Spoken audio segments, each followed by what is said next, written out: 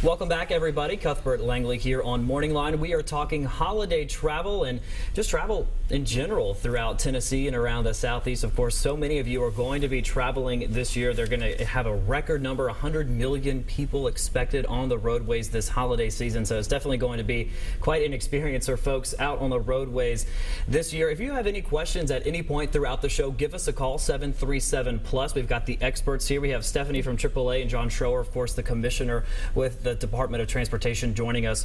Before we went to break, we were talking about impaired driving and how a lot of Lyft and Uber and just overall awareness has really brought those numbers down and brought down fatalities across the Southeast and in Tennessee as well.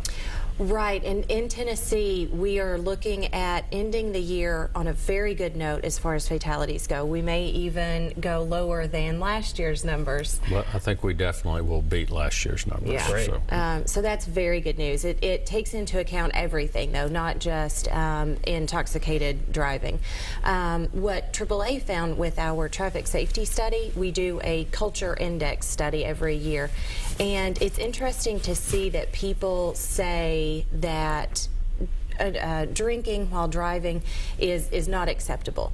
But they also say that 1 in 5 people that drink, at least moderately, will say that they have gotten behind the wheel and driven when they thought that they were close to or over the legal limit. Mm-hmm. So there is a little bit of a disconnect still. We know that it's a problem, but we don't take it personally enough as we should. So that's why there's such a good idea about, we all hear designated drivers. Right. But you have to make sure that your designated driver doesn't drink. Right. It's kind of important. It is, and people get into those situations. So if you do know that you're going to go out and celebrate, even with the family, and you're going to have a drink or two, even consider staying there and just spending the night where you're celebrating, or make sure that you have a number for a taxi company or Uber or Lyft that you can call them and make sure that you get home safely. Absolutely. We just got a caller on line 1. Maria is joining us. Good morning, Maria. What's your question? Hi, good morning. I have kind of a two-part question. The first one is I am traveling to the Midwest. I was hoping to leave tomorrow. If I listen correctly, are you saying that the worst day to travel is the 23rd? No, I would actually suggest traveling on the 23rd if you could, and try to beat the Christmas Eve traffic. So as early in the morning as you can safely leave, but then also look around at those big cities that you're going to have to travel through as well. All right, great question.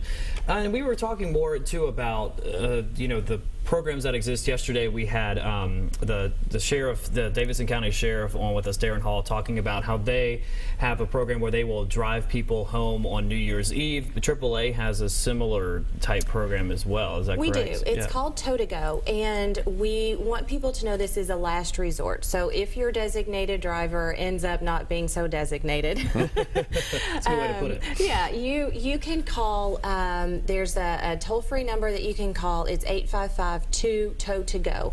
But it is a last resort. But it will take you and your vehicle. We'll send a tow truck out to take you and your vehicle home or to a safe place in about a 10-mile radius. It is free if you're a AAA member or not a member. But again, it's only as a last resort, and the AAA Tow to Go program is really good because we found out that a lot of people will drive anyway if they think that their car is in a bad part of town or they just don't want to leave it overnight. Absolutely. So this takes care of that concern, and it gets you and your vehicle home safely. Absolutely. Commissioner, what goes into bringing down fatalities? I mean, we can talk about how important it is to bring them down, but what goes into that? Well, we're real excited about this year, and that we thought we might have maybe the lowest since we've been keeping records, but the last 5 years we've had the fourth lowest fatality counts, and part of it has to do with the efforts of the Highway Patrol, Department of Safety, and TDOT working in conjunction. AAA does a great job as well in awareness and making sure people understand how dangerous it is to drive, and that we're constantly talking about the things that we've talked about, wearing seatbelts. We still, which is amazing, so 15% of Tennesseans don't wear seatbelts, and that's an interesting number, but 30% of our fatalities are from people who don't wear seatbelts. So you've got a much better chance of dying in a wreck if you're not wearing a seatbelt. And so if we could reduce that number, it would make a huge impact. Now in Tennessee, our fatalities are down, but nationwide they're up, and so I'm really excited about that. Right. And I think a lot of it has to do with, as an example, I talked earlier about our Protected Queue program, and it's a long story how that all got started, but about we got time, but about 2 or 3 years ago, 2.5 years ago, there was a horrible accident that happened in late or early one morning, right before Bonnaroo started, and it happened in Murfreesboro. And 2 young people were stuck in a queue. There was a wreck in front of them, and they were stuck behind what we call the queue, which is that area, and a tractor trailer ran into them going 51 miles an hour, and they did not survive. And they were engaged to be married, and they were minding their own business. They were doing everything they needed to do, and a truck driver didn't pay attention to what was going on. So we started a Protect a Queue program, which is we want people to know there's a queue in front of them and that they need to be aware that they have to slow down. And so we've started more notification. We actually have purchased queue trucks that actually have extra message boards on them. We have worked in tandem again with Highway Patrol to make sure we have lights and that we're behind the queue so people are aware and they start slowing down. And in 2 years we have reduced our secondary wrecks by almost 50%. And that's a huge number, because 20% of our fatalities come from secondary wrecks. So there's lots of things that are happening that we are doing, but you have to do it one at a time. There can't be there's not one magic bullet that does it. So everybody has to work together. So all those things about drinking and driving, buckling up is the easiest thing you could possibly do, and that is still the #1 reason of fatalities, people not wearing seatbelts. And now they're going to be raising the price for the tickets if you get one as well, hopefully to try to curtail that or bring those numbers down a little bit as well. Well, you hope. It's still not a huge, went from, it's $25 now. So, but the good thing is the Highway Patrol now can pull people over when they're not wearing seatbelts, and they couldn't do that. Well, they've been able to do that for a while. A lot of states you can't. So you would have to be in a wreck or be pulled over some other reason. Now they can pull them over, and they will tell you that if you'll notice that the Highway Patrol have all gone from sedans to expeditions, and they did that because they sit higher and they can actually see people who aren't wearing seatbelts. They can see people they're texting and driving and all those kind of good stuff, and they're actually trained to observe what's going on in a vehicle next to them so that they can kind of get that going on. Interesting. Yes. Learning something new every day. Go ahead, and with the additional awareness with passing that law, there's going to be an emphasis on educating people about the increased fines, and with that awareness does come a certain measure of compliance, and we see that when people are reminded of these messages, they tend to put those seatbelts on, put the cell phones down. So education is also an important aspect to that. And we also talk a lot about the drivers, but passengers are just as important. They can be good passengers and not distract the driver. They can remind the driver to wear their seatbelt. So a lot also hinges on passengers as young as 3 and 4 years old. They can remind their parents and their older siblings to buckle up as well. And they tend to do that as well. These message boards you're seeing all along the interstate system throughout Tennessee and really throughout a lot of the states around here. I mean, how much easier, how much more effective has that made communication and awareness of big issues like this? Well, the commissioner can speak to the effectiveness, but we know from the motorist perspective, you're getting those messages out there. It's positive reinforcement. You see the numbers of fatalities that are going down, and you kind of do a inside hurrah. I'm part of that. I want to be part of this bigger push to keep all Tennesseans safe.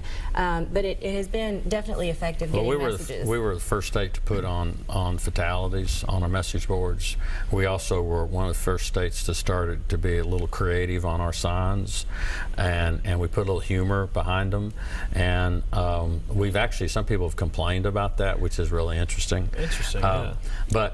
And people say, well, why do you do that? You know, so you know, like the last one I think was "Ho ho, hold your calls" or something. And the like darks, that. Drinking and driving is the key to the dark side. Yes. Did you like that one? Yes. That was great. Thank you. You came up with that, right? Well, We'll no, but I proved it, and it was very funny.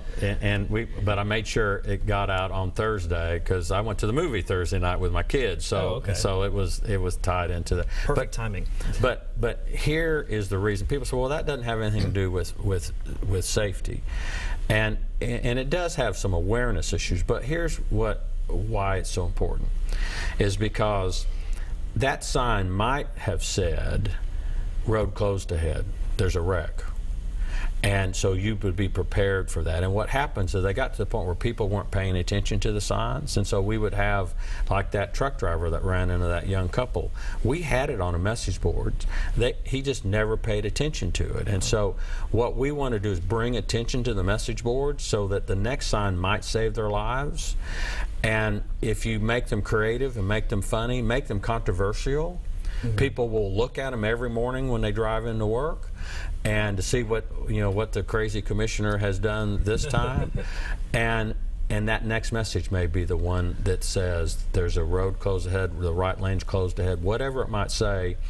That message might save their lives. We don't know how many people are walking today or driving today that might have died because those message boards told them something to do. And again, when we talked earlier about saving lives, it's a whole bunch of little things that add up to lives. You know, we still, in this country, this is an amazing thing, we lose over 32,000 people a year in vehicle wrecks.